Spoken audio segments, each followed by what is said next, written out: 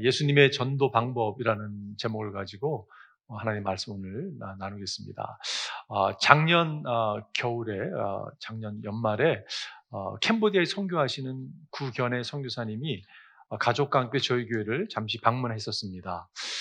그날 오시는 날 함께 새가족반에서 식사를 하면서 옥창 장로님이 그때 캄보디아를 담당하셨기 때문에 옥창 장로님 또 김창주 피태 장로님 또 우리 노기용 집사님이 함께 그 교제를 하면서 과거에 그 캄보디아 선교에 대한 이야기들이 이렇게 있었습니다. 그때 참 새로운 걸 경험했다라는 말씀을 나누고 대화 가운데 그 데니얼이 우리 고공로 집사님 큰 아들 데니얼이요 중학생 때인데 개인 전도를 하는데 통역을 통해서 80명의 학생들을 복음을 전해서 예수를 영접하게 한 그 이야기를 이렇게 했습니다.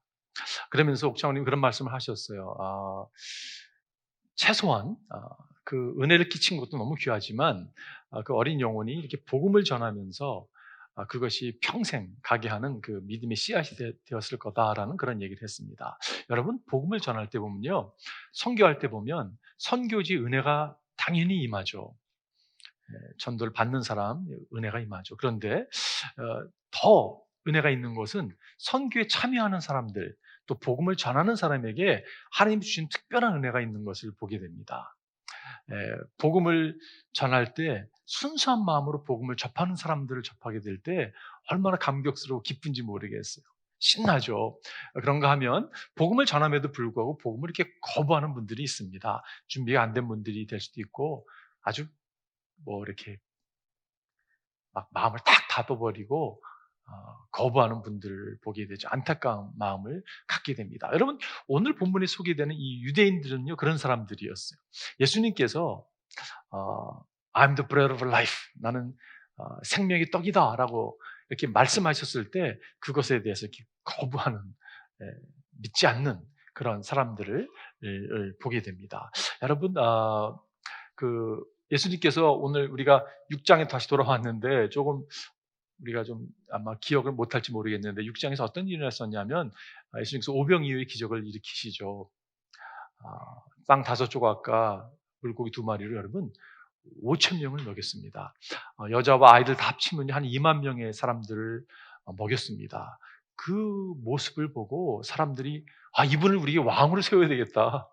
이런 기적이 여러분 일어나지 않잖아요, 그죠? 이분을 왕으로 세워야 되겠다. 그래서 로마 제국을 몰아내고 정말 예수님을 왕으로 세워서 이렇게 정말 우리나라가 이렇게 잘 세틀다운돼서 나가면 좋겠다라는 마음으로 예수님을 이렇게 나아가죠. 예수님이 그 의도를 보시고 예수님이 살며시 한적한 곳에 가서 기도하는 장면을 우리가 접했습니다. 여러분 그런데 이 사람들이요 열심을 내서 예수님을 왕으로 세우고자 예수님을 계신 가버나움까지 쫓아온 이야기입니다. 가버나움 와가지고 그들이 원했던 것은 새로운 모세가 정말 강해에서 하나님께서 모세를 통해서 만나를 제공해 줬던 것처럼 이제 끊이지 않는 그러한 음식을 제공해 주기 위해서 예수를 쫓아갑니다. 근데 예수님께서 뭐라고 말씀하십니까? 너희에게 필요한 것은 육신의 양식이 아니라 너희에게 필요한 것은 영의 양식이라고. 영원히 굶주리지 아니하는 영의 양식이라고.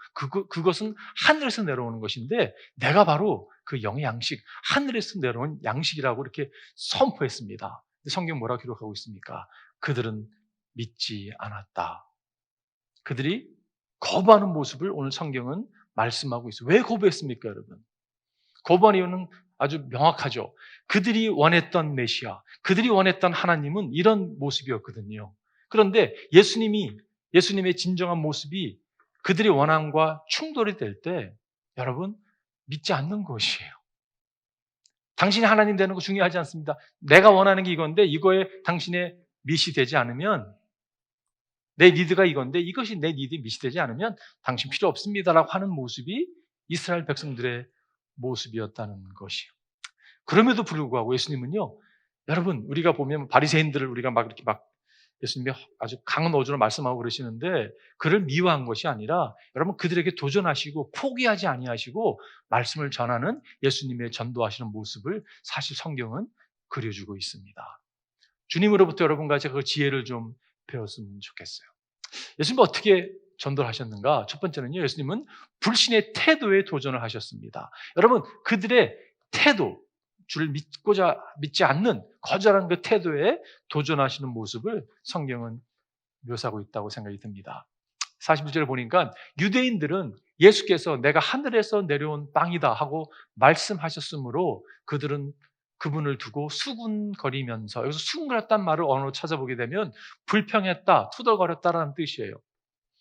여러분, 불평했습니다. 근데 불평해서 끝난 것이 아니라 죽은 투덜대고 불평하면서 이거는 신성모독 아니냐고.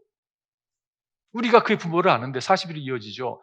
말하였다. 이 사람은 요셉의 아들 예수가 아닌가? 그의 부모를 우리가 알지 않는가? 그런데 이 사람이 어떻게 하늘에서 내려왔다고 하는가? 이게요, 불평이 신성모독이라는 것을 포인트하면서 동시에 거칠게 항의하고자 하는 그런 모습으로 치닫고 있는 것을 예수님이 파악을 하셨습니다. 어떻게 알 수 있냐면 43절에 보면 알 수 있어요. 그때 예수께서 그들에게 말씀하셨다. 서로 수군거리지 말아라. 여러분, 이 표현은요, 야, 좀 조용히 해, 수군거리지 마, 이 말이 아닙니다. 강한 어조로 멈춰! 이렇게 이야기하고 있는 것이에요. 영어로 보면 stop grumbling, stop grumbling. 지금 불평하지 마! 라고 아주 강한 어조로 주님께서 말씀하시는데 그 하신 목적이 뭐냐면요, 그들의 태도를 좀 지적하고 있는 것이에요. 한 주석가는 이 stop grumbling이라고 하는 불평한다는 표현을 사용하면서 지금 요한이 이 사람들에게 지금 유대인이라는 단어를 사용하고 있는데 여러분, 이것을 의도적으로 사용했다는 것이에요. 성경학자에 의하면. 왜냐하면 이 유대인들에게 stop grumbling, 불평하지 마라고 표현한다는 것이 이 말을 듣는 사람으로 하여금 떠오르게 하는 장면이 있습니다. 여러분, 그게 무슨 장면입니까? 구약에 수없이 불평했던 이스라엘 백성들이 떠오르게 하는 거죠. 출애굽기에 보면 이스라엘 백성은 모세에게 우리가 무엇을 마신단 말입니까? 하고 불평하였다. 이런 표현이 여러분 출애굽기 얼마나 많이 등장합니까? 이스라엘 백성들이요, 잘하던 게 무엇이었습니까, 여러분? 불평하는 것이었어요. 불평하고 또 불평하고. 지금 유대인들을 지금 구약에 나오던 이스라엘 광야에서 40년을 보냈던 이 이스라엘 백성들과 지금 동일시하는 그것을 지금 지적하고 있는 것을 보게 돼요. 이것은 예수님의 명확한 태도에 대한 지적이었다는 것이에요. 여러분, 그들이 예수님이 지금 요셉과 마리아의 아들인 것을 알았습니다. 그런데 몰랐던 것이 있어요. 뭘 몰랐습니까?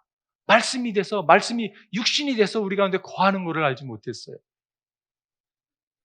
여러분, 예수의 부모를 아는데 그들이 몰랐던 것은 처녀가 잉태해 아들 낳을 것이요 그 이름 임마누엘 하리라고 하는 이사야서 7장 14절의 말씀을 몰랐다는 것이에요. 그렇기 때문에 그들이 불평하는 모습을 보게 되죠. 예수님께서 왜 그런데 내가 하늘에서 내려온 생명의 양식이라는 것을 설명을 해주지 아니하시고 왜 불평을 지적하셨을까요? 여러분 좀 설명해 주면 좋을 것 같은데 stop grumbling이라고 불평, 그 태도를 지적하는 모습을 보게 돼요. 왜 그렇게 하셨을까? 왜냐하면 여러분, 불평하는 것은요, 사실 문제가 어디에 있냐면요, 신앙이 있는데 불평하는 것이 아니라 그 안에는 신앙이 없습니다. 불평하는 것은요, 이렇게 표현할 수 있는 것 같아요. 내가 원하는 메시아가 되주십시오. 그렇지 않으면 당신 필요 없습니다. 그건 여러분 신앙 아니잖아요. 그죠? 내가 꿈꾸는 하나님이 되어주십시오. 근데 예수님 다른 얘기하고 계시거든요. 그러니까 노 땡큐 하는 모습이 불평하는 모습이에요. 내가 하나님을 컨트롤하고 내가 다 다스리고 원합니다. 근데 그게 안 되면요, 저는 싫어요 라고 이해하는 모습이 그런 모습이라는 것이에요. 불평하는 사람은 하나님의 주권을 믿지 않습니다.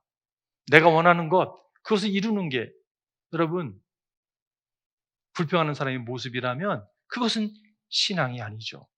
오병이의 기적을 경험했습니다. 엄청난 기적이잖아요. 그죠? 예수님이 죽은 자를 살리시는 모습을 보았습니다. 눈먼 자가 눈을 뜨는 모습을 보았어요. 그럼에도 불구하고 이들은 예수를 거절합니다. 왜 그랬을까요? 신앙이 없는 거예요. 주를 받아들이지 그 불신의 그 씨앗이 심령 가운데 가득 찼기 때문에 주를 거부한 거죠. 이것은 믿음에 대한 이슈입니다. 믿음이 있는가 없는 것에 대한 이슈예요. 영국의 그 리처드 트렌치라는 분이 이런 고백을 했습니다. 좀 길긴 한데 제가 읽어드릴게요. 어떤 사람은 자기의 가는 평탄한 길에 조그마한 조그마한 구덩이만 있어도 벌써 하나님을 원망하고 사람을 원망한다. 혹시 내가 그런 사람 아닌가 한번 생각해 보세요. 또 어떤 사람은 자기의 가는 험하고 깜깜한 길에 조그마한 빛만 비추어도 하나님이 주시는 자비로운 빛이라 하여 감사의 기도를 올린다. 화려한 궁전에 살면서도 생이란 왜 이리 괴로우며 기쁜 데는 하나도 없느냐고 얼굴을 찡그려 불평하는 사람이 있으며 개딱지만 한 오두막집에 살면서도 우리를 지키시는 하늘 아버지의 하는 은혜와 사랑을 진심으로 감사하는 사람이 있다. 여러분, 불평과 감사하는 사람의 차이가 무엇입니까? 심플해요. 믿음이 있는가 없는가의 차이입니다. 여러분, 우리는 어떻습니까? 우리는 불평하는 사람입니까? 감사하는 사람입니까? 믿음의 사람입니까? 불신의 사람입니까? 어떻게 알 수 있냐면요. 여러분의 말을 들어보면 알 수 있어요. 우리 입술에서 불평이 끊임없이 나오잖아요. 죄송합니다. 신앙이 있는 사람이라고 얘기할 수가 없어요. 어려운 환경 가운데도 감사가 표출된다면 여러분 신앙인이라고 저는 말씀드리고 싶어요. 불평의 입술은 불신입니다. 불신에서 비롯됐기 때문에 불평하게 되는 거거든요. 그러면 해결책이 무엇일까요? 해결책 심플합니다. 불평의 태도를 회개하는 것이. 하나님께 나와서 철저하게 회개하는, 하나님, 불신의 모습이 내 모습이었습니다. 그래서 내가 불평했습니다. 내가 그래서 이런 태도로 살았습니다. 그걸 하나님께 회개해야 되는 것이. 여러분, 죄가 무엇입니까? 여기 죄라는 단어 있잖아요. 그죠? sin, 영어로 sin이라는 죄가 무엇입니까? 내가 딱 중간에 서 있는 거예요. 그게 죄입니다. 다른 게 죄가 아니라 내가 내 삶의 주인이에요. 내가 모든 것을 컨트롤하고 싶어하는 그 모습이 여러분 죄인 것을 알 수가 있어요. 가끔 전도하다 보면요, 이게 전도가 아니라 논쟁을 할 때가 있어요. 말장난도 아니고 이렇게 막 질문한다고 하면서 왜 하나님이 살아계시다면 왜 이런 일이 일어납니까? 부터 시작해서 많은 질문을 합니다. 질문에 답을 해주잖아요, 여러분. 그래서 답이 원만한 답으로 이렇게 해소가 되면 그 사람이 믿음을 소유하게 될까요? 안 그렇습니다. 절대 그렇지 않아요. 다른 이야기도 합니다. 그 사람의 문제는 뭔지 아십니까, 여러분? 예수께 내 삶을 드리고 싶지 않은 거예요. 쉽게 얘기하면요, 예수님 믿고 싶지 않은 거예요. 예수 거절합니다. 내 삶의 주인은 납니다. 왜 예수가 주인이라고 말씀하세요? 라고 이야기하는 모습이 불신의 모습이거든요. 여러분, 신앙은 여러분과 제가 주인이 될 수 있는 게 아니에요. 여러분, 주인은 한 분이십니다. He is the Lord. 우리가 찬양한 것처럼 예수님이 만왕의 만주에 주세요. 내가 주인 되는 건 그건 신앙 아닙니다. 예수님이 주인 되시는 게 신앙이에요. 그래서 이 이슈는요, 롤십에 대한 이슈입니다. 누가 주권자인가? 내 삶의 주권자가 누군가? 내가 주권자면 신앙 아닙니다.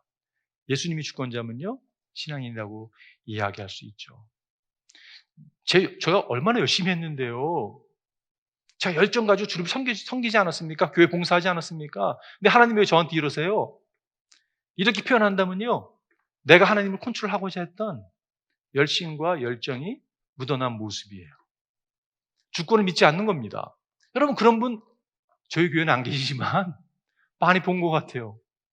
너무 많이 있습니다, 현실적으로. 제가 주를 위해서 얼마나 헌신했는데요. 하나님 저한테 이렇게 대우할 수 있으세요? 모르세요? 제가 얼마나 여러분, 이거는 신앙이라고 이해할 수가 없어요. 그건 불평이잖아요, 그죠? 하나님의 섭리를 믿지 않는 겁니다. 그런데 그 불평의 태도가 진짜로 신앙이 없는 사람만 있는 것이 아니라 신앙이 있다고 이야기하는 우리 모습 가운데 짙게 깔려있는 것을 보게 돼요. 해결책이 뭐라고요? 회개하고 돌이키는 것이요. 고린도서 보니까 그들 가운데 얼마가 불평한 것과 같이 불평하지 마십시오. 그들은 파멸시키는 이에게 멸망을 당하였습니다. 불평한 자들이 파멸되겠다고 이야기하고 있죠.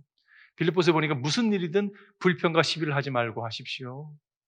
여러분, 불평에 입술이 있다면 그것은 불신의 마음이거든요. 그걸 주님께 회개하고 돌이키는 여러분과 제가 되기를 바랍니다.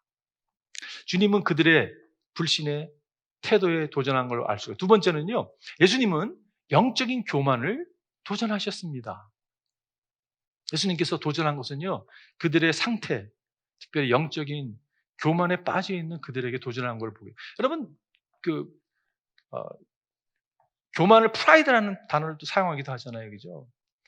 교만한 사람의 딱 중간에 뭐가 있어요? 네, 아이가 있습니다. 내가 있어요. 그러니까 교만한 거거든요. 오늘 본문에 보니까 나를 보내신 아버지께서 이끌어 주지 아니하시면 아무도 내게 올 수 없다. 나는 그 사람들을 마지막 날에 살릴 것이다. 하나님께서 이끌어 주지 아니하시면요, 예수님께 갈 사람이 아무도 없다고 얘기하는 거예요. 그죠?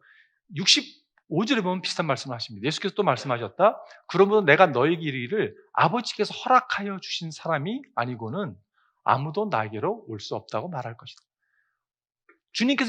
아버지께서 이끌어 주신다든지 허락하시는 자만이 예수님께 나아갈 수 있다고 지금 이야기하고 있어요. 이 말은 무슨 말이냐면요, 너희들은 절대 나올 수 없어라고 이야기하고 있는 거예요. 그죠? 좀 너무한 게 아닌가라는 생각이 들어요. 그죠? 너희들 절대 못 와. 유대인 너희들 못 와. 이렇게 얘기하고 있는 거거든요. 오는 게 불가능해라고 이야기하고 있는 거거든요. 왜 주님께서 이렇게 말씀하셨을까요? 교만을 지적하시는 거거든요. 교만한 자가 여러분 예수님께 나아갈 수가 없습니다. 성경 뭐라고 말씀하고 있습니까? 하나님께서 더 큰 은혜를 주십니다. 그러므로 성경이 이르기를 하나님께서 교만한 자를 물리치시고 겸손한 사람에게 은혜를 주신다고 말씀하셨습니다. 여러분, 교만한 자는요, 왜 하나님께 못 나가냐면요, 교만한 자는 해결 못 하거든요. 내가 교만한데 내가 뭐 어떻게 해결하겠어요, 그죠? 내가 제일 잘났는데 하나님 위에 앉아 있는데 해결 못 하죠. 여러분, 예수님은 겸손의 인간의 정말 몸을 가지고 겸손히 찾아오신 분이시잖아요, 그죠? 겸손한 예수님과 교만한 우리가 함께 한 방에 거할 수 없습니다. 교만한 사람은 하나님께 나아갈 수가 없어요. 우리 철저하게 교만을 회개하고 겸손한 심령으로 나아갈 때 은혜가 우리 가운데 찾아오는 거죠. 이소부화 가운데 그 해질 무렵에 길을 거니던 이리가 자기 그림자를 보게 되거든요. 그림자가 너무 큰 거예요. 3m 되는 그림자를 보고서 우와! 아주 탐복을 합니다. 와, 내가 여태까지 사자를 무서워했던 것이 참 원망스러울 정도로, 야, 이제는 내가 밀림의 왕이 되겠구나. 막 만나는 동물마다 막 의시되고요. 막 못살게 굴고 그러다가 사자의 밥이 됐다는 이야기. 심플한 이야기예요. 여러분, 이게 우리들의 모습 아닙니까, 여러분? 교만한 자는요, 망할 수밖에 없습니다. 하나님이 대적한다고 성경이 강하게 이야기하고 있죠. 교만은 패망의 선봉이라고 잠언서는 말씀하고 있습니다. 그런데 지금 예수님은 뭐라고 말씀하고 있냐면 유대인뿐만이 아니라 그 누구도 하나님이 이끌어주지 아니하시면 내게 올 자가 없다라고 말씀하고 있어요. 그죠? 여러분, 하나님이 허락해 주기 때문에 여러분과 제가 이 가운데 있는 거예요. 여러분 믿으십니까? 우리가 정말 하나님의 인도하신 가운데 하나님께 나아가게 된 것이에요. 잘나서 주님께 나간 사람이 어디 있습니까? 하나님 인도해 주셔서 나아가게 된 거죠. 오늘 본문에 보니까 예언서에 기록하기를 그들이 모두 하나님께 가르침을 받을 것이다 하였다. 아버지께서 듣고 배운 사람은 다 내게로 온다. 아버지께서 듣고 무슨 말씀하고 있는 것입니까? 지금 말씀이 예수님께로 인도한다고 이야기하고 있는 거예요. 그죠? 아버지께 인도하는 걸 말씀하고 있는 것입니다. 여러분, 지금 예수님이 지금 예언서에 기록하기를 하고 이야기하는 이 말씀은 이사야서 54장 13절에 나오는 말씀인데 이 말씀을 찾아보면 나의 자녀들이 하나님께서 이끄시는데 이끄심을 받는 자녀들이 평안을 경험한다고 이야기하고 있어요. 하나님께서 이끄실 때 평강의 주 예수 그리스도께 나아가게 되는 그런 예언적인 말씀입니다.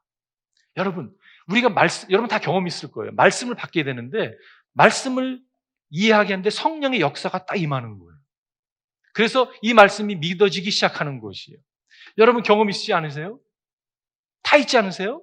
없으면 이게 좀 곤란한 거거든요. 여러분 무엇을 믿습니까? 이번 주 금요일 날 오셔서 말씀을 전해주시는 목사님이 제가 정확하게 40년, 생각해보니까 40년 전에요. 제가 첫 수련회를 가게 됐는데 목사님의 말씀이 본문이 아직도 기억납니다. 여러분, 제가 지난주에 나눴던 본문 기억하세요? 40년 전의 말씀이 기억이 나요. 요한복음 13장 34, 35절의 말씀에서 새 계명을 너에게 주노니 서로 사랑하라. 내가 너희를 사랑한 것처럼 너희가 서로 사랑하라. 너희가 서로 사랑하면 이로써 사람들이 너희가 내 제자인 줄 알리라. 그 말씀을 전해주시는데 목사님이 말씀 전해서 우셨어요. 저분이 왜 우실까? 그리고 그 말씀이요, 이렇게 저의 심령에 딱 찾아왔습니다. 내가 너희를 사랑한 것처럼 주님 언제 봤다고 저를 사랑하셨어요? 제가 질문을 했습니다. 근데 여러분 그 순간 어떤 일이 일어났냐면요. 제가 어렸을 때 아버님이 당신은 교회 안 다니면서 너 형과 저를 교회 가라 그러셨거든요. 그러니 뭐 그냥 갔다 돌아오는 거죠. 그래서 제가 중학교 때 미션 스쿨을 다녔는데 수요일마다 채플이 있었는데 거진 가서 조는 거죠. 신앙이 없었기 때문에. 근데 그때 이렇게 지나가면서 들었던 그런 말씀들이 여러분 맥센스 하기 시작하는 것이에요. 제가 밤새도록 울었습니다. 그 말씀을 접하고. 그 말씀이요, 성령의 역사하신 가운데 저에게 살아있는 말씀으로 다가왔어요. 그 다음부터 저에게 어떤 변화가 일어난지 아십니까, 여러분? 하나님의 말씀은 진리라는 것이 굳건히 믿어지기 시작했어요. 그리고 여러분 40년이 지났지만 한 번도 흔들린 적이 없습니다. 왜냐하면요, 이것을 내가 만약에 신앙을 on and off 했다면 흔들릴 수 있을지 모르겠어요. 근데 이거는 명확하게 하나님의 말씀이 성령의 역사하신 가운데 저에게 찾아온 거잖아요. 그죠? 누가 이루셨습니까? 하셨습니까? 하나님이 하신 거죠. 여러분, 우리가 행한 게 아니잖아요. 그죠? 하나님 그렇게 우리 가운데 역사하시는 분이십니다. 이거 알게 하시는 분이 하나님이라는 것이에요. 마태복음 보게 되면 예수께서 그에게 말씀하셨다. 시몬아, 바요나야, 너는 복이 있다. 너에게 이것을 알려주신 분은 사람이 아니라 하늘에 계신 나의 아버지다. 예수가 그리스도라는 것을 고백할 수 있게 하신 것, 깨닫게 하신 것은 성령님이 하셨다고 이야기하고 있어요. 그렇기 때문에 여러분, 절대 영적으로 교만에 빠져서는 안 됩니다. 우리는요, 절대 교만해서는 안 돼요. 하나님은 교만한 자를 대적하시기 때문에 그렇습니다. 여러분, 저는 사역자도 마찬가지라고 생각이 돼요. 직분자도 마찬가지입니다. 우리가 내년에 이제 우리 장로님들도 세우고 또 이제 새로 이제 안수장을 세우고 이제 여러 직분자를 세울 것인데, 여러분, 저는 이렇게 한 가지 확실한 게 있습니다. 사역자, 목사, 선교사, 무슨 직분자. 여러분, 잘나서 직분자로 세움을 받는 사람들이 아니에요. 저는 이렇게 말하고 싶어요. 모자라기 때문에.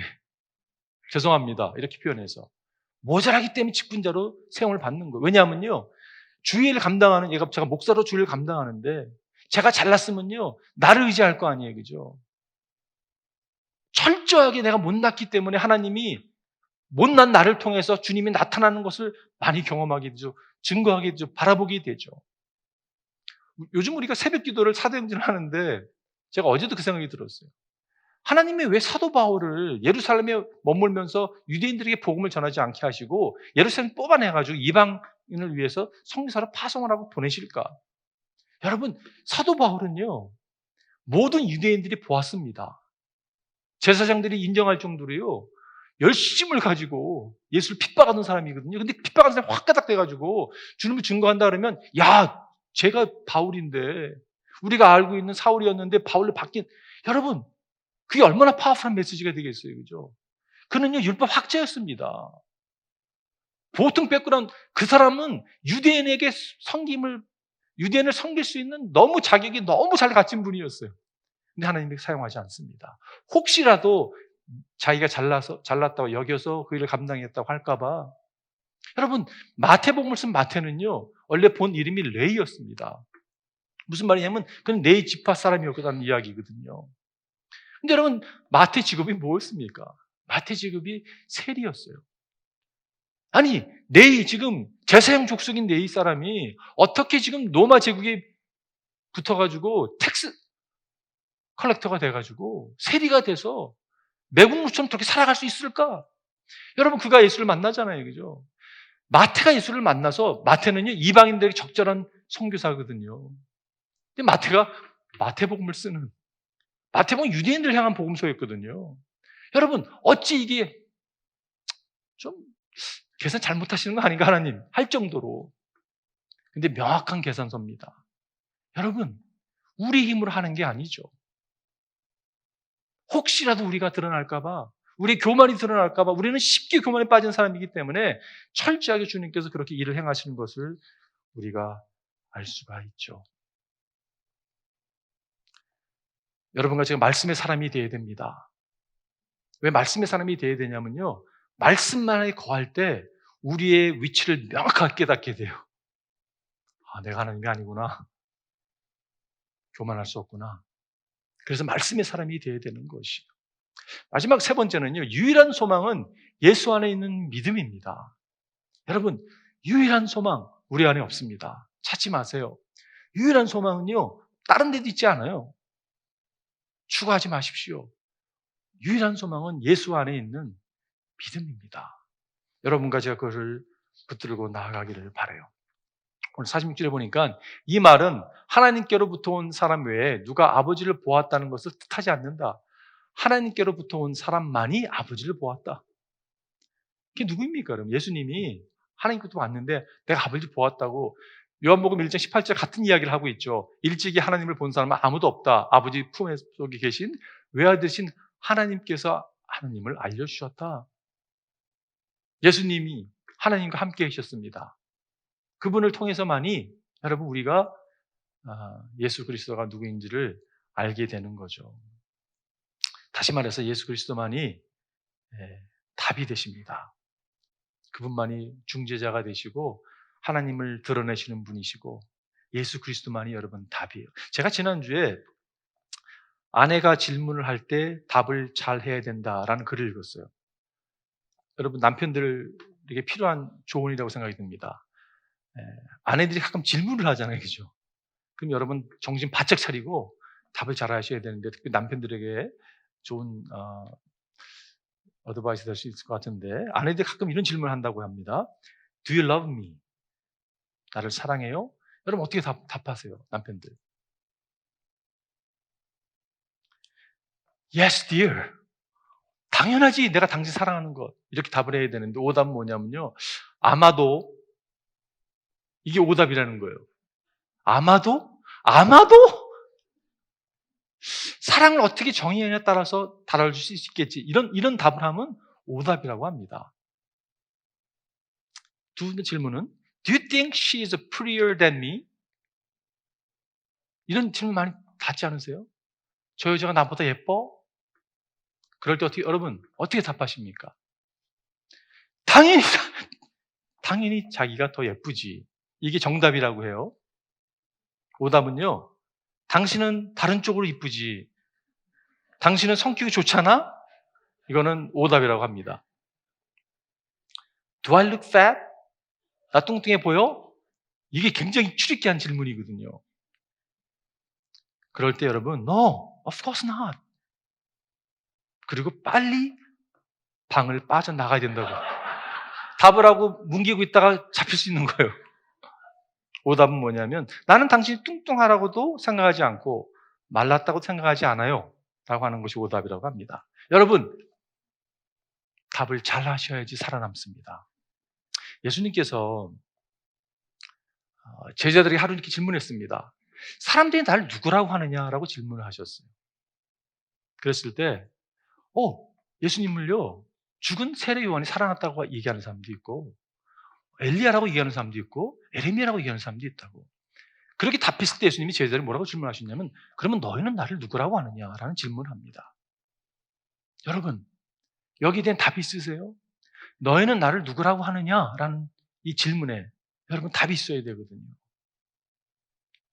그럴 때 베드로가 답을 하잖아요. 아까 우리 17절 읽었지만 시몬 베드로가 대답하였다. 선생님은 살아계신 하나님의 아들 그리스도이십니다. 예수님이 답이십니다라고 고백한 것이. 그리고 이걸 알게 하신 분은 하나님이라는 것 또한 우리가 알 수가 있죠.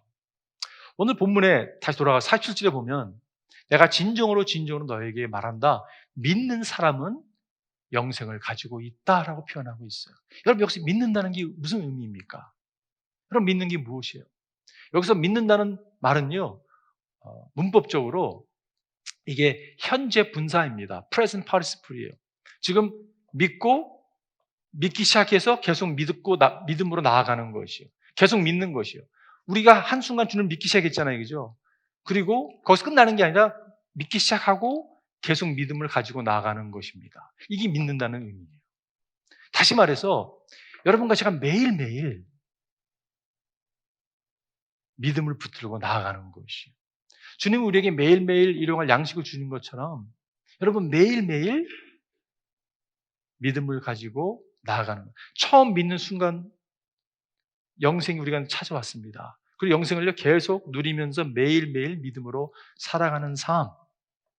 그러기 위해서는 여러분과 제가 매일매일 그리스도를 바라봐야 됩니다.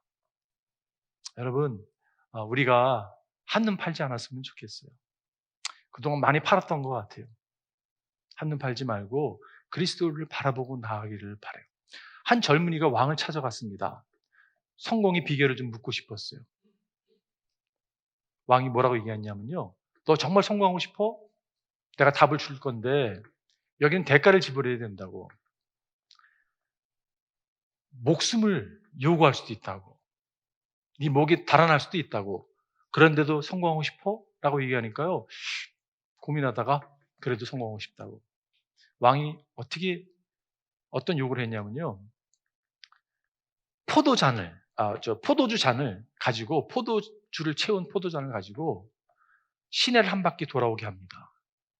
그런데 네가 한 바퀴 돌아오는데 돌아오는 가운데 이거를 쏟게 되면 네 목숨이 달아날 수 있다고. 그런데도 너 이걸 하겠냐고. 네가 갔다 오면 내가 답을 가르쳐 줄 건데 하겠냐고 그러니까요. 고민합니다. 그러다가 결정을 내렸어요. 가기로. 근데 여러분, 그가 이제 시내를 포도주 잔을 가지고 돌고 돌아왔습니다. 흘리지 않고 돌아왔어요. 왕이 이야기합니다. 네가 포도잔을 가지고 돌 때 길거리 거린을 보았느냐라고 질문합니다. 그러니까 이거 보느라고 보지 못했어요. 사람들의 소리를 들었냐고. 그 시장을 지나는 가운데 밖에서 흘러나오는 음악 소리도 있었을 건데 그걸 들었냐니까 듣지 못했다고 얘기를 합니다. 그래서 왕이 이야기하죠. 바로 그것이 성공 비결이라고. 수많은 유혹의 소리와 비난의 소리를 네가 삶을 살면서 들을 수 있는데 너의 사명에 집중하게 되면 그 소리가 들리지 않을 거라고. 눈에 들어오지 않을 거라고. 그게 성공의 비밀이라고. 여러분 이 이야기 가지고 저는 교훈이 있다고 생각이 들어요. 우리는요 무엇인가를 지금 집중하고 살아가고 있습니다. 그게 예수가 아니라면 여러분 그건 우상이 될 수 있습니다. 이거 없으면 못 살 것 같은 것. 근데 여러분 그거 아세요? 예수님께서 우리를 집중하셨어요. 예수님께서 우리를 구원하시기 위해서 우리를 집중하셨습니다. 사람들이 얘기했습니다. 미치는 장사하는 거 아니냐고. 저 사람은 분명히 주님 부인할 거고 자기 잘난 멋 살았다고 이야기하면 살아갈 사람들인데 꼭 구태여 그렇게 할 필요가 있겠습니까? 라고 얘기했습니다. 예수님은요. 집중하시면서 우리에게 찾아오신 분이세요.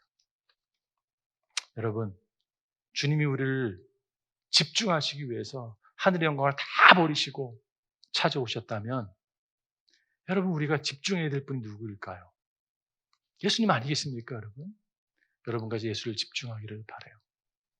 오늘 결론 내리면서 저는 예수님은 의심 있는 그 유대인들을 포기하지 아니하시고 도전하시고 말씀하시는 모습을 보았습니다. 그 동일한 주님은 우리에게 또한 오늘도 말씀하세요. 주님의 메시지는 또 동일합니다. 내게 오라라고 말씀하고 있어요. 내게 오라.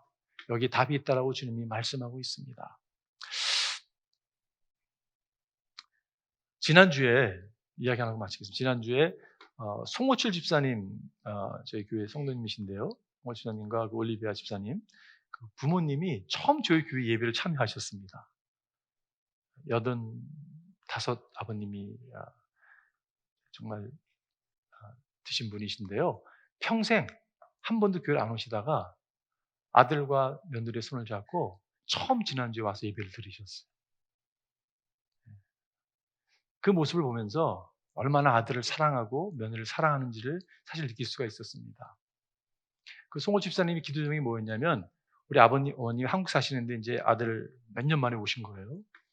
이번에 오시는 길에 꼭 예수님 알 수 있게 해달라고 그 기도 제목이었습니다. 그리고 그 주일 오신 그 전날 신방 부탁을 하셔서 우리 셀장님, 김광 장로님과 또 원사님, 또 서목사님과 저랑 그 신방을 가게 됐어요.